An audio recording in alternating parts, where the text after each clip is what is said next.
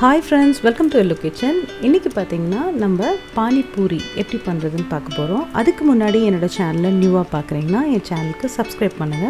அதே மாதிரி கீழ ஒரு பெல் ஐகான் இருக்கும். அந்த பெல் ஐகானை கிளிக் பண்ணீங்கன்னா நான் ரெகுலரா போஸ்ட் பண்ற வீடியோஸ் உங்களுக்கு நோட்டிஃபிகேஷன் வரும்.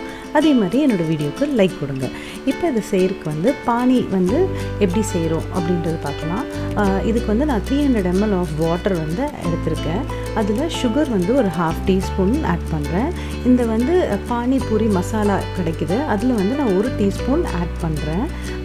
இதை நம்ம இதில் ஆட் பண்ணிவிட்டு இது கூட நான் லெமன் ஜூஸ் ஆட் பண்ண போகிறேன். 1 நம்பர் லெமன் ஜூஸ் ஆட் பண்ணிக்கிறேன்.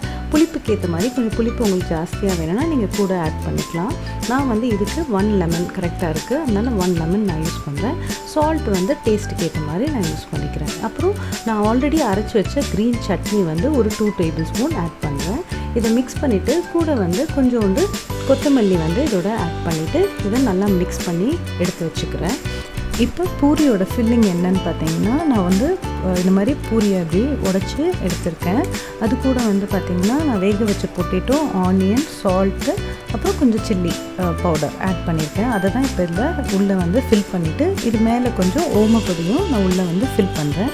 அது மேலே நான் ஸ்வீட் சட்னி ஆட் பண்ணுறேன். அதுக்கப்புறம் ஒரு க்ரீன் சட்னி அதையும் நான் இதில் ஆட் பண்ணிக்கிறேன். இப்போ இந்த மாதிரி வச்சு நீங்கள் சர்வ் பண்ணோம். இப்போ இது ரெடி ஆகிடுச்சு.